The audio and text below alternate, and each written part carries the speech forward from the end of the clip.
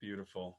Well, I appreciate you guys for jumping on today, and I'm very excited. I love doing these meetups. The community members that join us, they gain value from it because they get a chance to listen, learn, leverage, and just grow.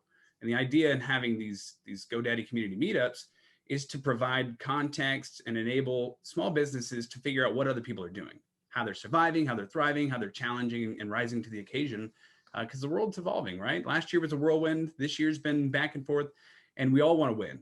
So thank you guys for just being here and being part of the community. Today, we've got Christopher Boyk from Boyk Consulting that's going to be our guest speaker today.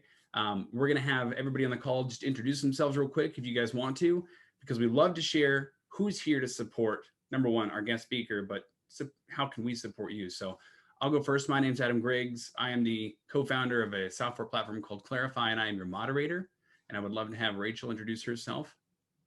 Hi, everybody. I'm Rachel McCool from GoDaddy. I'm a director of community experiences, so work with customers in all different ways to just bring great content and help our customers to grow their business. Thanks for being here, Rachel. Jonathan, do you want to introduce yourself? Sure. Hi, everyone. My name is Jonathan Graziano, and I work on the social media, the GoDaddy social media team, doing everything from engaging with customers on a daily basis to building larger strategies around how GoDaddy shows up on social. Also very happy to be here. Apologies again about my laptop. I do think that every time this happens, I get one step closer to being sent a new laptop, which does bring me a sense of joy because I want to do the backgrounds like you guys do. I don't have that available to me because my laptop's too old. So again, from from death, there is new life. But super grateful to be here. And Chris, I'm so glad that you're our guest today. You're such a great active member of this community. And I'm so excited to hearing a bit more from you. Looking so forward to it. Awesome. Thanks, Jonathan. Good, Chris. You want to introduce yourself? Well, I've never been called Good Chris before, but I appreciate it. I'm Chris Costanis. I'm the president, owner, sole proprietor of Surf Financial Brokers. We're quickly becoming a virtual insurance agency online, and I'm trying to, as the top CEO and executive and chief bottle washer of my company, I'm having to learn social media from the ground up. So that's why I'm here, is just to be a sponge and absorb as much information and knowledge as I can get. Well, we can definitely appreciate that. And you couldn't have picked a better place to start in a community, right? Because community is it's a fun place to know that you can stretch out and try new things and people are going to help you. So thanks for being here today and supporting us. Mr. Boyk, let's hear from you, man. Let's hear your backstory. What is Boyk Consulting and how did Christopher become the founder of this movement? Happy Thursday, everyone, and thank you for doing the awesome work that you do, no matter what it is that you do, because you wouldn't be doing it otherwise. Why not? A little bit about me. I'm a doctor of business administration who, while I was studying for my doctorate, read this book called The Goal by Eliyahu M. Goldratt. And this actually has some major implications because tomorrow is his 10th anniversary of his death. He died 10 years ago, unfortunately. And we've got a wonderful memorial for him in multiple different TOC communities. But I read this book, The Goal, and I became fascinated with this thing called theory of constraints. And it's all about how do you leverage focus of your organization to improve and become stronger, better, more profitable with doing actually less. And the tenets of this was very simple 5 focusing steps. Identify a constraint, and that's the thing that has the least amount of capacity to be able to do work in your organization. So if you have 10 people who work for you, one of them by definition is not going to be able to move as fast as everyone else. They're technically the constraint. So how do you improve that is the second step. Exploit the constraint. What are some things that we can do to ensure that everyone else is working at a rate that allows the constraint to dictate how much work the organization actually does. Then we move into subordinate, which means someone who can do work 3 times as fast as a constraint can do, no matter what kind of work they are. Don't release work at their level. Release work based on when the constraint actually accomplishes work. And then figure out how to enhance it, make it much more effective, and that's done in the elevate step. And then look for inertia, because once you improve something too much, guess what ends up happening? You got a new constraint, and hell hath no fury like a company in chaos.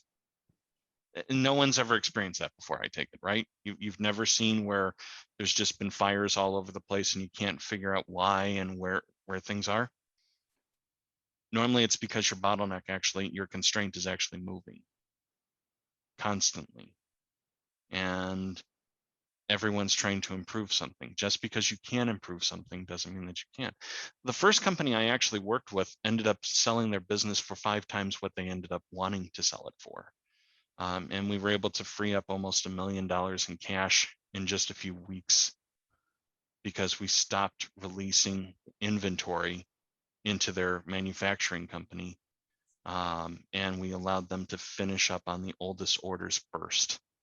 And that's what got me going, there's something to this. And I saw how this was applicable not only in manufacturing, this was applicable in retail, this is applicable in IT, this is applicable in supply chains. If you think about it, everything basically comes back to a supply chain of some kind. And in an IT system, forgive me for saying this, but most IT nerds, I'm one of them, by the way, we have a tendency to believe that we can program a constraint out of existence and we will never have to worry about that again. Yeah, you just moved the constraint to something else as a direct result, and your company still is in chaos as a direct result. So what we do at Boyk Consulting is we help companies identify where that limiting factor is in their organization. We create training to explain why this is extraordinarily important. And then we emphasize some of the characteristics to be able to help look at the organization end to end, from vendor relations at the very beginning and the inputs that come into an organization to recycling and waste removal in the organization, and how does your end consumer look at it, and then preferably help you work with your supply chain, because you've got a network of vendors who you're typically working with, no matter what kind of business you are. If you're an IT company, you're working with Amazon, you're working with Microsoft, you're working with Google, you're working with Oracle, whoever's cloud you happen to reside in, you're going to be working with them. By the way, GoDaddy, excellent platform for small businesses. If you're not a member of the community, please really look at that and look at a lot of the wonderful resources that GoDaddy has, because for small businesses, it's excellent. A lot of good information. I found out about this community and this event through the SEO event that took place back a few months ago. And I just became fascinated with it. And as my schedule has allowed, I found this group to be very, very helpful. In terms of how this actually will help your organization, looking at those constraints and releasing inventory based on that really helps. If you're a manufacturer, for example, if you're a t-shirt manufacturer, don't make a whole bunch of t-shirts ahead of time. Make them one at a time based on orders, demand of your customers. A lot of companies who are especially manufacturers or even retailers replenish min-max replenishment. That's actually one of the quickest ways to go bankrupt, but that's the normal way that most companies have been told to actually do replenishment. You only want to replenish when something actually is sold and what's on demand. So if you have 2 items that are right next to each other, one's for sale and one's not on sale, and the one that's not on sale is actually moving faster than the one on sale, guess what? That's the one you're going to run out of more often than not. And that's the one that you need to stock a lot more of if you're a retailer or you're a manufacturer.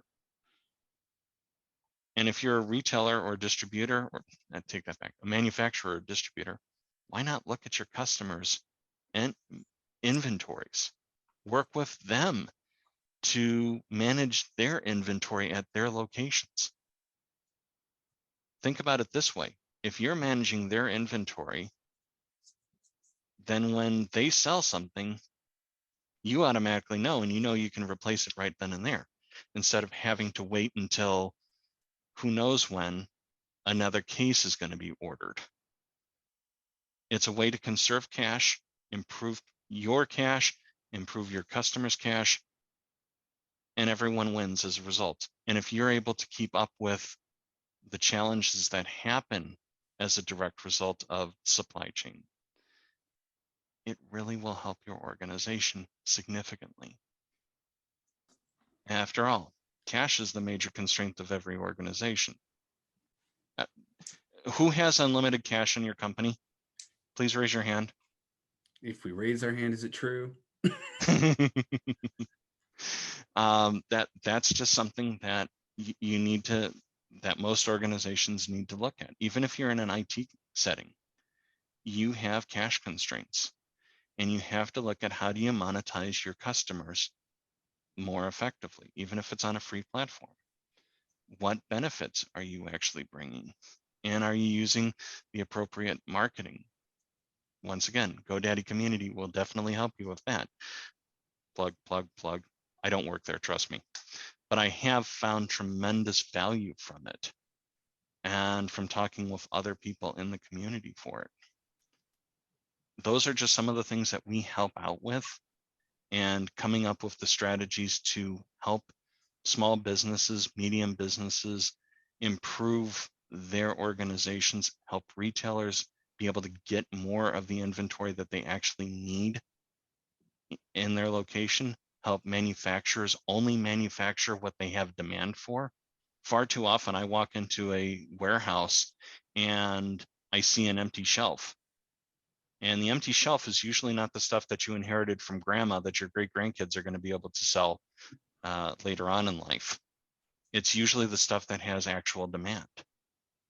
And if you don't have that in stock, you're actually losing money. You're losing cash for your business in a lot of cases, because that's the stuff that has demand, not the stuff that's in the back of the warehouse that no one ever touches and no one ever thinks about. So I just threw a lot at everyone. Do you have any questions for me? I love what you just talked about, and I'm going to touch on a few points. Number one, know your customer. I mean, that is so important. You're saying to map out your own enterprises and your own operations based on what your customers' needs are first, and that's where we all need to really figure out whether or not we're overwhelming ourselves or if we're distracting ourselves, where we need to get back to and focus on.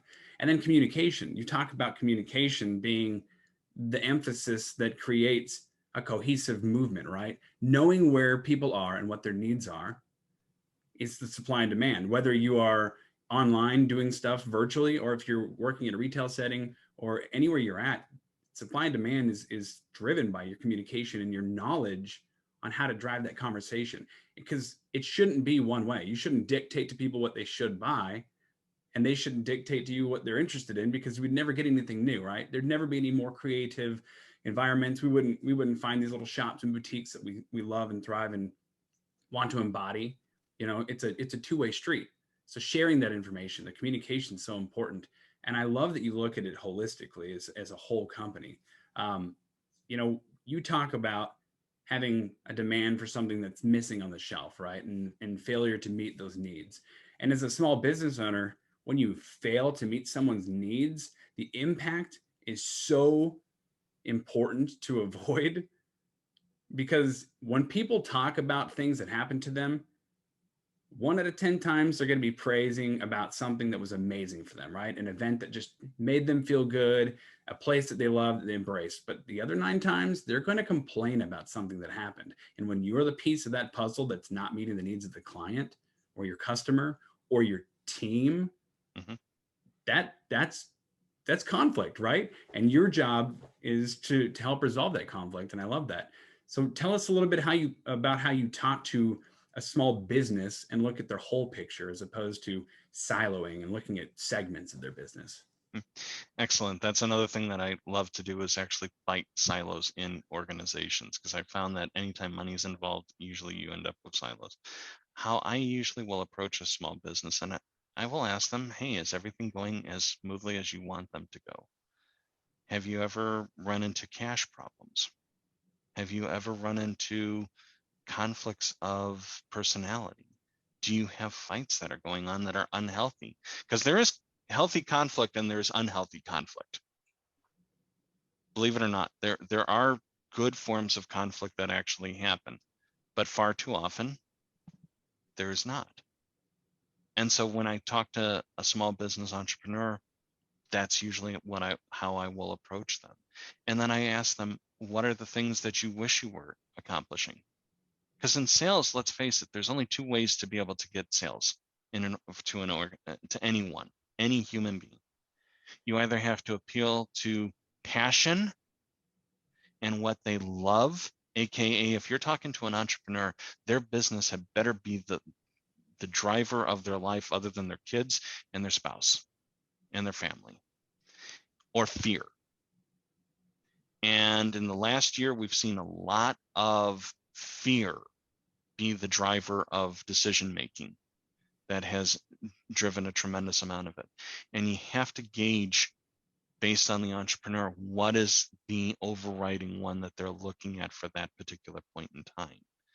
And when you deal with fear, you have to show how you can try and alleviate it and potentially bring them back to have passion, so that way they can focus on the passion that they went into the business with. I love talking with other people and being in social settings. I'm an introvert, but a lot of people consider that an extrovert. But I love being out there and networking with others, for that simple reason, is that you can make the connection with others.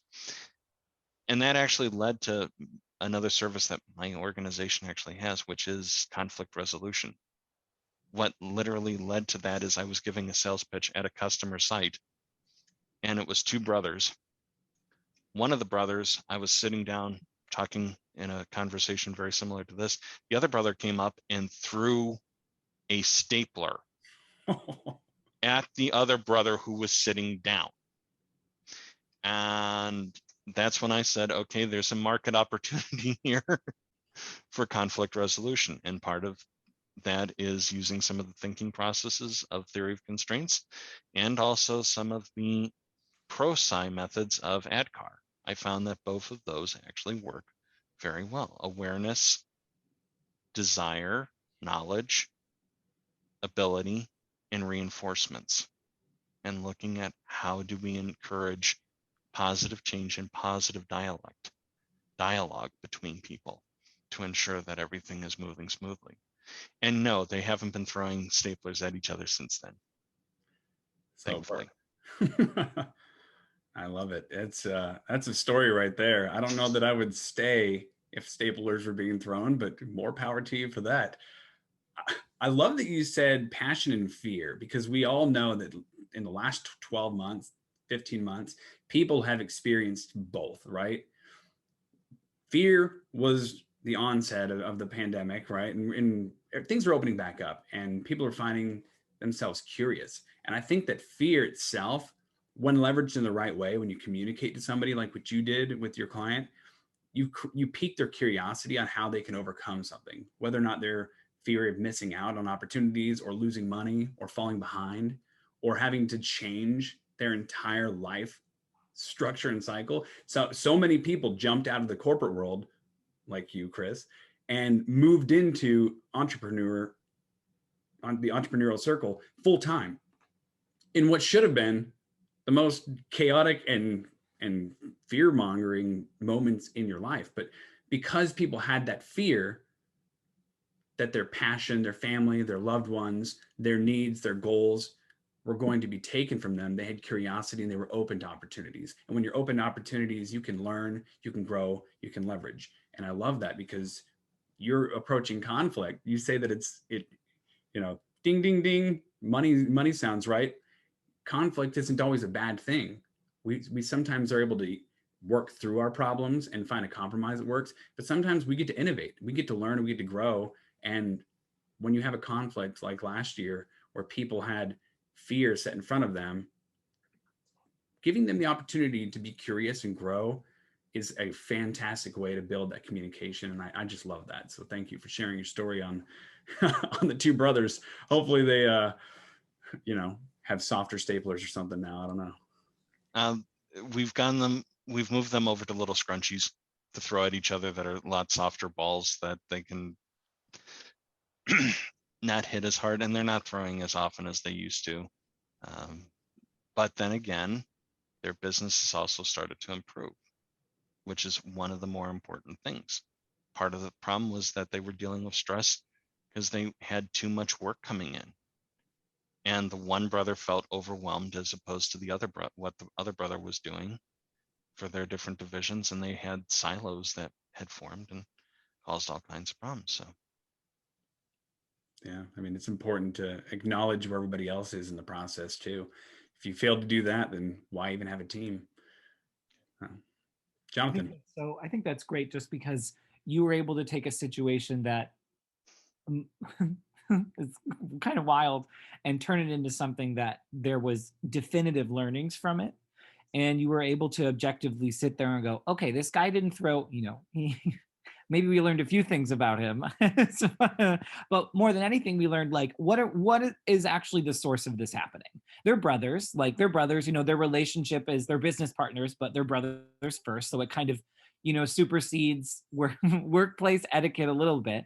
But I sit here and I wonder, like, what is the actual problem here? Why did this happen?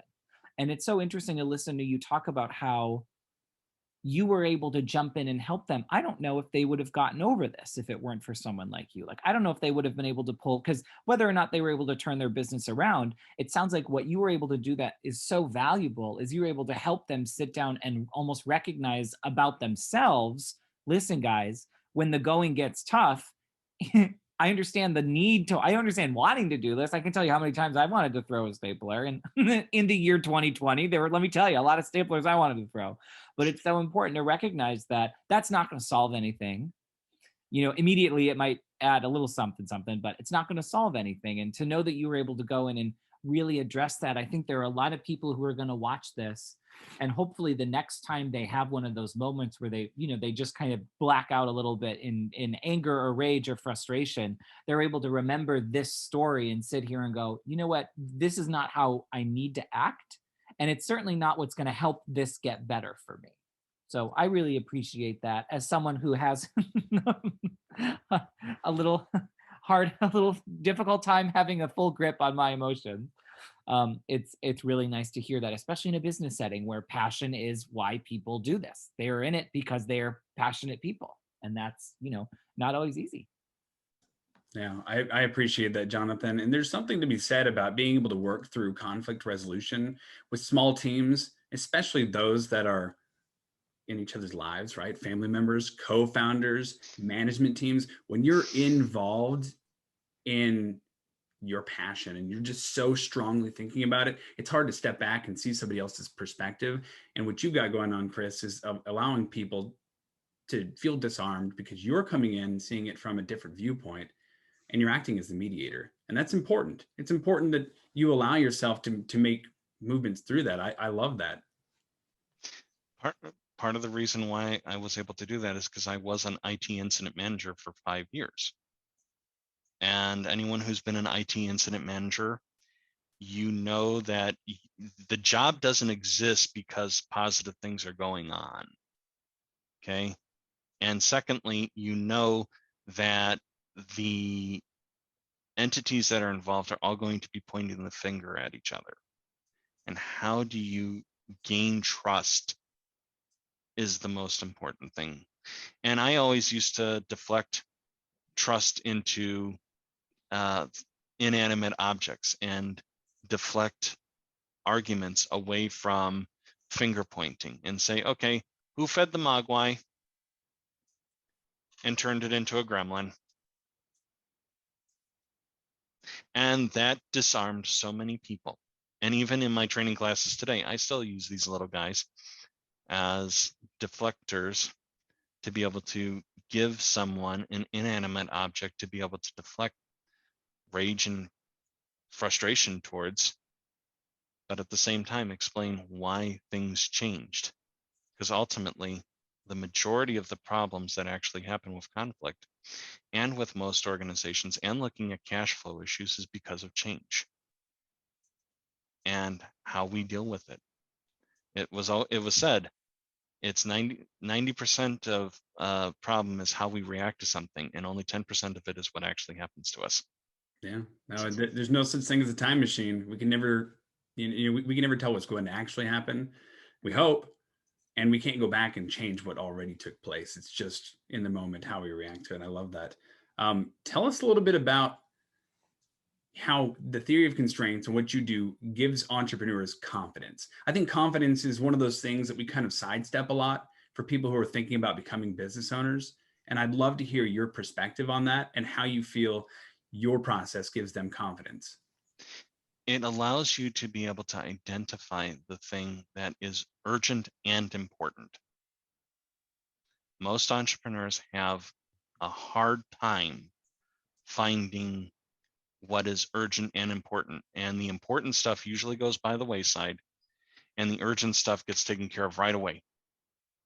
In reality, the urgent stuff normally needs to be examined and put on the back burner for someone else to take care of or taken care of later, and focus on the important stuff. So identifying that constraint in that organization, whether it's a project timeline, and usually it's multitasking. One of the biggest things that I tell most entrepreneurs, most managers, is stop having your people multitask. It's not mentally possible or physically possible for any human being to actually do that. Your body is doing 17 things at any given time. Your brain can only process in the active consciousness 1 or 2 things at a time, and half of that is most of them are your 5 senses that you're dealing with at the time. And the cognitive rigor that happens with thought, you can only have one type of thought in your head at a time for the majority of the human population. So finding where that constraint is, releasing work based on the availability of the constraint, and accepting orders based on the availability of the constraint really lets you know how much you can accomplish and when you should schedule something. So for example, good Chris, on your side, you only want to accept a new request once you know you have an underwriter who's able to actually process that insurance, not claim, but a new insurance quote that was just put in place, the new order for insurance. Adam, in your world, you're helping entrepreneurs connect to other entrepreneurs all the time. Your limiting constraint probably, if I had to guess, might be in the Q&A side of your organization, where you're trying to get everything taken care of as fast as possible. But quality, we'll get to it later. But once you realize that you complete something in a quality, once the quality side finishes something, that's when you can release the next cycle of work, the next task of work into your whole company. It actually makes life so much easier because you're no longer chasing for however many items there are. You know what the drum is, the constraint.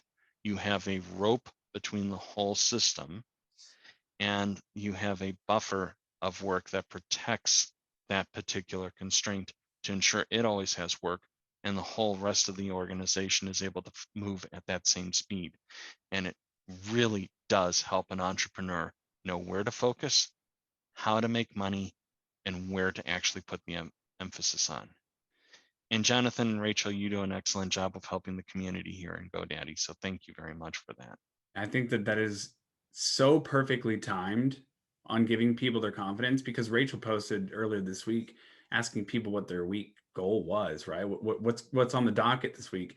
And one of the things that we're working through over at CLARAfi is a wildly important goal. It is, what is the urgent, beautiful goal we want to hit when nothing else matters? Because work will always be there. There are so many tasks to get to. And if you're the owner of a company, or if you're the leadership in a company, you are pulled in so many directions, and multitasking is dangerous.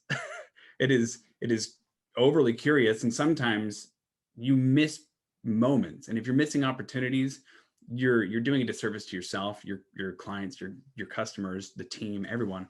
So I love that, because if you come up with something that's just specific, and it is your passion, and it is the goal you need to hit, and you focus your energy on that, you can still do the rest of the work. We're not saying shirk your work.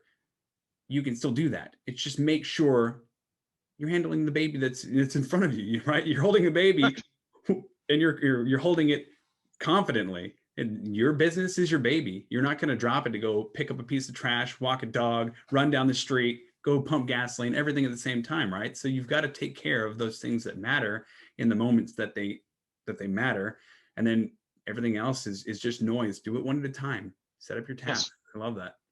Just multitasking is the greatest destroyer of productivity on the planet.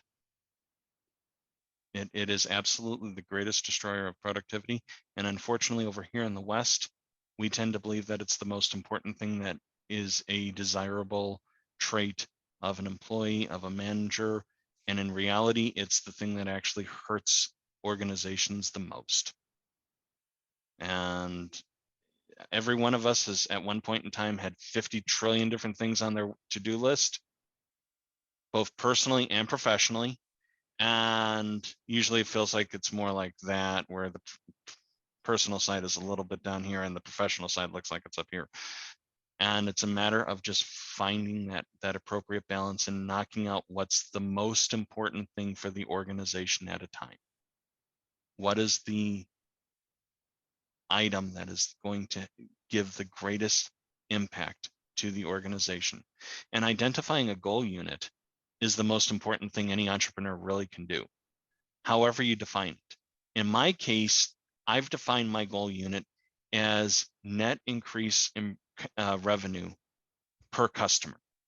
That's my goal unit, because I realize that in order for me to show value to a company, I have to show that they have an increase in direct revenue of their organization. I don't say profit, because profit is something that's a little bit harder to actually quantify, because you have different costs, you have different expenses, you have different items that are there, you have different ways of defining it. You can defer activities from one quarter to another quarter, so you can play around with profit. Revenue is more important than expenses, because you cannot reduce cost to zero and expect to see a positive return. But you can always do more with more revenue, and you can always help your community and your customer base with more revenue than you can with focusing on expenses. This is why my hashtag is actually focus on revenues. I love that. I mean, from simplicity to communication to confidence, you shared a lot with us in this call today. And I appreciate you, for number one, opening up your world to us, Chris, and just sharing what you do, but offering the tips that you have today, because so many of the community members are going to watch this and they're going to find value. And I love that that's one of the ways that you approach doing this, is setting yourself up as a community player, right? We're communicating at a level that's disarming, it's inviting, it's allowable, and it's leveraged. And I love this. So thank you so much just for sharing your story and for being here. I want to be considerate of everybody's time. Obviously, we've been a little bit past the normal timeline here, but Chris, before we let you go, is there anything that you want to share with the community or with the members here today that you feel is a tangible thing they can take away, one tip, or is there a way they can connect with you to make sure that they continue to follow your journey and grow? Obviously on LinkedIn, you can reach out to me directly there on LinkedIn. I'm going to start to be posting a little bit more frequently in the GoDaddy small business community for little tips and tricks to help organizations. I started yesterday, and I promise I will start to do that a little bit more often. But for any entrepreneur, identify what is your key metric for your organization. However you want to define it. Is it profit per? Is it revenue per? Is it number of ticks that come through? Is it the number of clicks that come through? Is it the number of t-shirts that are sold? Is it the number of whatever? Define that goal for your organization and make the focus of all of your activities around it, and you will succeed tremendously as a result. I love that. Thank you for being awesome. Thank you for being awesome. This is a community conversation. So before we let everybody go, does anyone want to offer kudos or comments to Chris before we call this to a close? Yeah, I'm just going to say, Chris, thank you for all your great tips and insights into how to be a better entrepreneur. I think a lot of people struggle with goals. And to your point about multitasking, so many people, including people like Jonathan and I, get really caught into trying to multitask throughout the day, and it does take away from focus. So thanks for talking about that. Yeah, thanks for just answering the questions all the kids in the class didn't want to ask, and I'm one of them. So thank you for providing visibility and providing such powerful resources. And to everybody that's on the call today, thank you so much for listening in.